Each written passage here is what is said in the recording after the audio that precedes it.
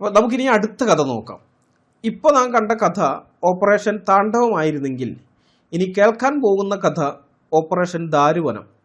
ഋഷിമാരുടെ സദാചാരം അളക്കാൻ ശിവന്റെ തുണി അഴിച്ചുള്ള ആട്ടമാണ്. വാമനപുരാണത്തിലെ 43-44 അധ്യായങ്ങളിലാണ് ഈ കഥയുള്ളത്. വാമനപുരാണത്തിലെ ഈ കഥ വായിക്കുമ്പോൾ തോന്നുന്നത് പുരാണകാലത്തെ സ്റ്റിംഗ് ഓപ്പറേഷനുകൾ ഇന്നത്തെ ചാനലുകാരേക്കാൾ ഭംഗിയായി അക്കാലത്ത് ദൈവങ്ങൾ നടത്തിയിരുന്നു എന്നാണ്. കഥയിലെ പ്രധാന സംഭവങ്ങൾ ഒരു ആധുനികൻ്റെ കണ്ണിലൂടെ നോക്കിയാൽ കാണുന്ന കാഴ്ചകൾ അതിമനോഹരമാണ്. ഞാനതൊന്ന് വിവരിക്കാം. ഞാനിതിങ്ങനെ വിവരിക്കുന്നത് മനഃപൂർവ്വം തന്നെയാണ്. സാധാരണ ഞാൻ ഇങ്ങനെയൊന്നുമല്ല, പുസ്തകത്തിൽ എഴുതിയത് എന്താണോ അത് വായിക്കുകയാണ് ചെയ്യാറ്. പക്ഷെ ഇവന്മാർ ഭീഷണിപ്പെടുത്താണ് നമ്മളെ. നിന്നെയൊക്കെ അങ്ങനെ ചെയ്യണം ഇങ്ങനെ ചെയ്യണമെന്നൊക്കെ പറഞ്ഞുകൊണ്ട് ഒരുത്തൻ കേസ് കൊടുക്കുമെന്നും പറഞ്ഞ് ഭീഷണിപ്പെടുത്തിയിരുന്നു. ഇവന്മാരുടെ ഈ ഭീഷണി കാരണം കൊണ്ട് ഇങ്ങനെയൊക്കെ സംസാരിക്കേണ്ടി വരികയാണ്. മനസ്സിലായോ? അതൊന്നും നല്ലതല്ല, ഭീഷണിയൊന്നും നല്ലതല്ല. ഞങ്ങൾ ഈ ഭീഷണിയുടെ മുമ്പിൽ പതറിപ്പോകുന്നവരെല്ലാം നിങ്ങൾ ഇനിയെങ്കിലും മനസ്സിലാക്കുക. നിങ്ങളിങ്ങനെയൊക്കെ ഞങ്ങളെ ഭീഷണിപ്പെടുത്താനൊക്കെ വരികയാണെങ്കിൽ, പേടിപ്പിച്ചിട്ട് നിശബ്ദനാക്കാന്നൊക്കെ വിചാരിക്കുകയാണെന്നുണ്ടെങ്കിൽ ഞങ്ങൾ ഇതേപോലെ കോമഡി രൂപത്തിലായിരിക്കും ഇതൊക്കെ പറയുക. ആൾക്കാർക്ക് കേട്ട് ചിരിക്കാമെന്നേ ഉള്ളൂ. ആ ലെവലിൽ ഞങ്ങൾ പറയും. അതല്ല, നിങ്ങൾ മാന്യമായിട്ട് ഞങ്ങളുടെ ആശയ സംവാദത്തിന് വരികയാണെന്നുണ്ടെങ്കിൽ അതേ മാന്യതയോടുകൂടെ അതേ ഗൗരവത്തിൽ തന്നെ നിങ്ങളുടെ പുസ്തകങ്ങളെ ഞങ്ങളും മുഖവിലയ്ക്കെടുത്ത് അതിൽ നിന്ന് കാര്യങ്ങൾ പറഞ്ഞ് സംസാരിക്കും കേട്ടോ. അപ്പോൾ ഇനിയെങ്കിലും ഇങ്ങനെയുള്ള മണ്ടത്തരങ്ങൾ നിങ്ങൾ കാണിക്കാതിരിക്കുക. അപ്പോൾ ഓക്കെ, നമുക്ക് തുടങ്ങാം. ബ്രഹ്മാവിൻ്റെ മനസ്സിൽ നിന്ന് ജനിച്ച ബാലഖില്യന്മാർ എപ്പോഴും സ്നാനവും ദേവപൂജയും ഒക്കെ ചെയ്തുകൊണ്ട് ഉപവാസവ്രതങ്ങളാൽ ദേഹം ശോഷിപ്പിക്കുകയുണ്ടായി. 1, 2, 10, 20, 100, 200 അല്ല, 1000 ദിവ്യവത്സരം മുഴുവൻ മെലിഞ്ഞ് ഞരമ്പുകൾ പൊങ്ങിയ അവർ ശിവനെ ആരാധിച്ചു. എന്നിട്ടും ശിവൻ അവരെ മൈൻഡ് ചെയ്തില്ല. ശിവൻ അവരുടെ മുമ്പിൽ പ്രത്യക്ഷപ്പെട്ടതേയില്ല. മുനിമാരാണെങ്കിൽ വിട്ടുകൊടുക്കാൻ തയ്യാറുമല്ല. അവർ മനസ്സ് മടുക്കാതെ തപസ് മുന്നോട്ട് തന്നെ കൊണ്ടുപോവുകയാണ്. പിന്നീട് ഒരിക്കൽ ശിവൻ പാർവതിയോടുകൂടി ആകാശമാർഗത്തിലൂടെ എഴുന്നള്ളുമ്പോൾ എല്ലും തോലുമായി പട്ടിണി കിടന്ന് പ്രാർത്ഥിക്കുന്ന ഋഷിമാരെ കണ്ടപ്പോൾ ദേവിക്ക് സഹതാപം തോന്നി. പാർവതി ദേവിക്ക്. അപ്പോൾ പാർവതി ദേവി ശുപാർശ നടത്തുകയാണ് ശിവൻ്റെ അടുക്കൽ. ദേവാ, ദാരുവനവാസികളായ മഹർഷിമാർ കഷ്ടപ്പെടുകയാണല്ലോ. ദയവ് ചെയ്ത് അവരുടെ കഷ്ടപ്പാടുകൾ എൻ്റെ പേരിൽ തീർത്തു കൊടുക്കണം.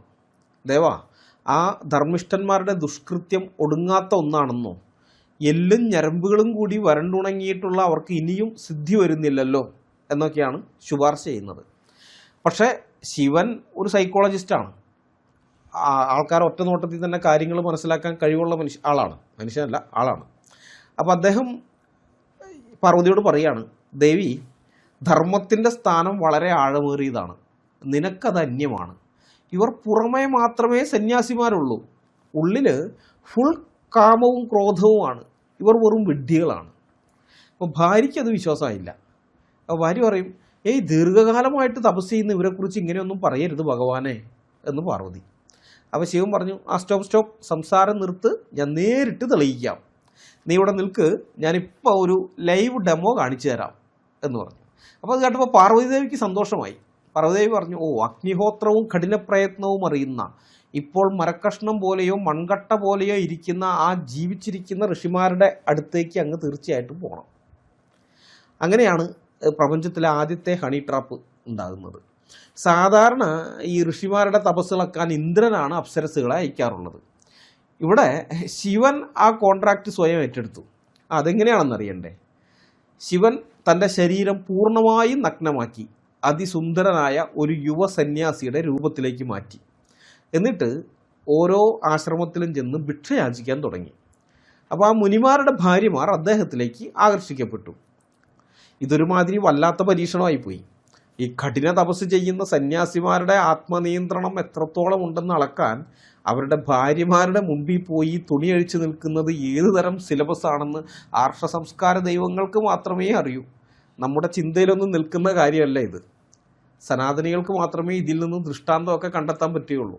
സംഘികൾ ഒരുപക്ഷെ പറയുമായിരിക്കും, ഇന്നത്തെ കാലത്ത് യൂട്യൂബർമാർ ചെയ്യുന്ന പ്രാങ്ക് വീഡിയോ ഒക്കെ പണ്ടേ ചെയ്ത ആളാണ് ഞങ്ങളുടെ ശിവനെന്ന്. പറയാൻ പറ്റില്ല, അവരതും പറഞ്ഞുകൊണ്ട് നടക്കും. ഏതായാലും നഗ്നനായ ആ യുവസന്യാസിയെ കൂടുതൽ അടുത്ത് കാണാനുള്ള കൗതുകത്തോടെ മുനിമാരുടെ ഭാര്യമാർ പരസ്പരം പറഞ്ഞു, ഞങ്ങളുടെ കൂടെ വരൂ, നമുക്ക് ഈ ഭിക്ഷക്കാരെ കാണാം എന്ന് മറ്റ് മുനിപത്നിമാരോടൊക്കെ പറയാണ്.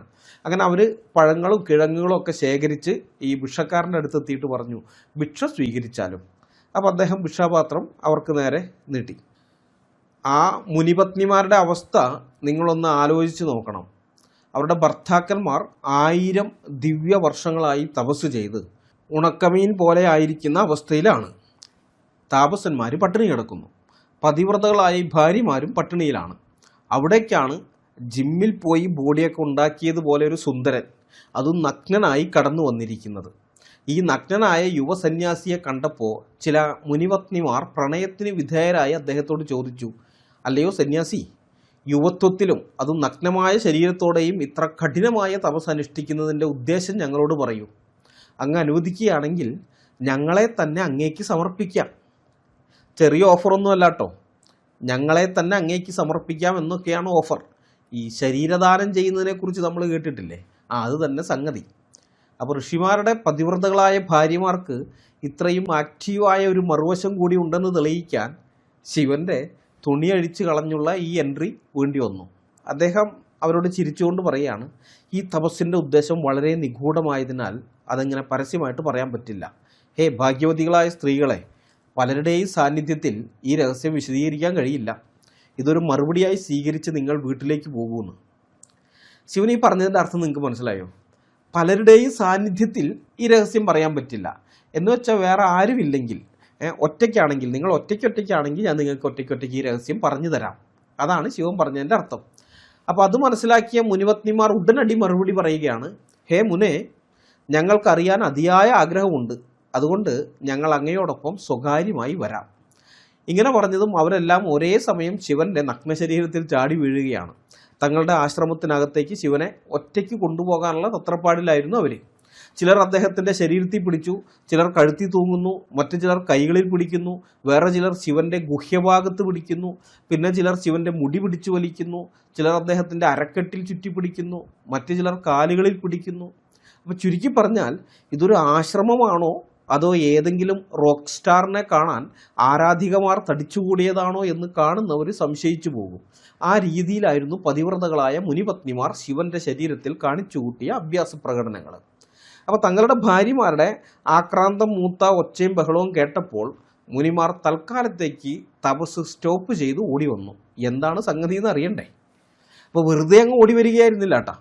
കയ്യിൽ കിട്ടിയ കല്ലും വടിയും ഒക്കെ എടുത്തിട്ടാണ് വന്നത്. വന്നപ്പോൾ കാണുന്നത് എന്താണ്? തങ്ങളുടെ ഭാര്യമാർ നഗ്നനായ ഒരു യുവസുന്ദരനെ ചുറ്റിപ്പൊതിഞ്ഞ് നിൽക്കുന്നതാണ്. പ്രത്യേകം ശ്രദ്ധിക്കണം, ആ യുവസുന്ദരൻ മുനിമാരുടെ ഭാര്യമാരെ ഒന്നും ചെയ്യുന്നില്ല, അയാൾ വെറുതെ നിൽക്കുകയാണ്.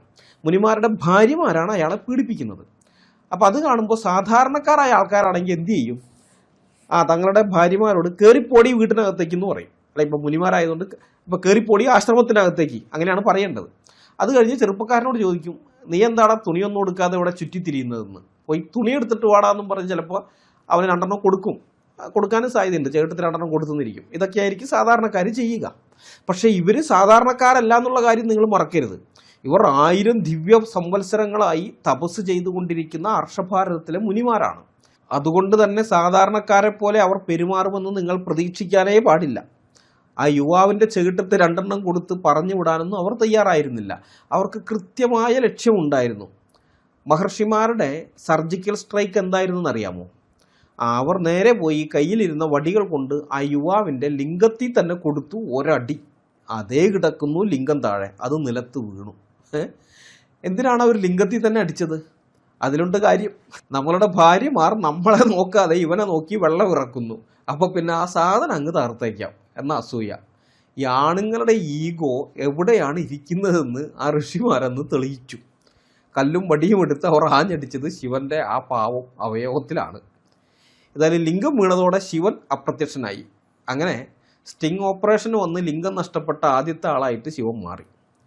ശിവലിംഗം വീണ സമയത്ത് ചരാചരമെല്ലാം വല്ലാതെ ഉറച്ചുപോയി. ഇത് കണ്ടിട്ട് ആ മഹർഷിമാർ അവിടെ ആകുലത്വം പൂണ്ട് നിൽപ്പായി.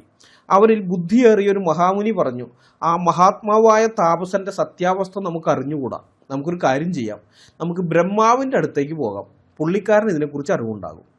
അതനുസരിച്ച് എല്ലാ മുനിമാരും കൂടി ബ്രഹ്മാവിൻ്റെ സമീപത്തെത്തി. എല്ലാം കേട്ട് കഴിഞ്ഞപ്പോൾ ബ്രഹ്മാവ് മുനിമാരെ ചീത്ത വിളിക്കുകയാണ്. യു സ്റ്റുപ്പിഡ്സ് ഇഡിയറ്റ്സ് എന്നൊക്കെ വിളിച്ച് ചീത്തയാണ്. ബ്രഹ്മാവ് പറഞ്ഞു, എടാ മണ്ടന്മാരെ, അത് സാക്ഷാൽ ശിവനായിരുന്നു. നിങ്ങൾ തല്ലി വീഴ്ത്തിയത് സാധാരണ ഒരു ലിംഗത്തെ അല്ല, പ്രപഞ്ചത്തെ താങ്ങി നിർത്തുന്ന പില്ലറിനെയാണ്. ഇതോടെ ഋഷിമാരാകപ്പെട്ടു. നിങ്ങൾ ആ ഋഷിമാരുടെ അവസ്ഥ ഒന്ന് ആലോചിച്ച് നോക്കണേ. 1000 ദിവ്യവത്സരങ്ങളായി ഭക്ഷണവും വെള്ളവും ഇല്ലാതെ മെലിഞ്ഞ് എല്ലും തോലുമായി, ഡ്രൈ വാഷ് ചെയ്ത ഷർട്ട് പോലെ ഉണങ്ങി വരണ്ട് ഞരമ്പുകൾ പൊങ്ങിയ ശരീരവുമായി അവർ തപസ്സിരുന്നത് എന്തിനു വേണ്ടിയായിരുന്നു? ശിവനെ ഒന്ന് പ്രത്യക്ഷപ്പെടുത്താൻ വേണ്ടി. അവസാനം ശിവൻ വന്നപ്പോൾ അദ്ദേഹത്തെ തല്ലി ഓടിച്ചു എന്ന് മാത്രമല്ല, അദ്ദേഹത്തിൻ്റെ ലിംഗം അടിച്ച് താഴെ ഇടുകയും ചെയ്തു. 1000 ദിവ്യവത്സരം പട്ടിണി കിടന്നുണ്ടാക്കിയ പുണ്യത്തെ വെറും 10 മിനിറ്റ് കൊണ്ടാണ് ശിവൻ എയറിലാക്കിയത്. വെറുതെ ശൂന്യതയിൽ അങ്ങോട്ട് ലയിപ്പിച്ച് കളഞ്ഞു, ആ പുണ്യം അങ്ങോട്ട് പോയി. എന്തൊരു ഗതികെട്ട ജീവിതം എന്ന് ആലോചിച്ചിട്ടുണ്ടാവും മുനിമാർ.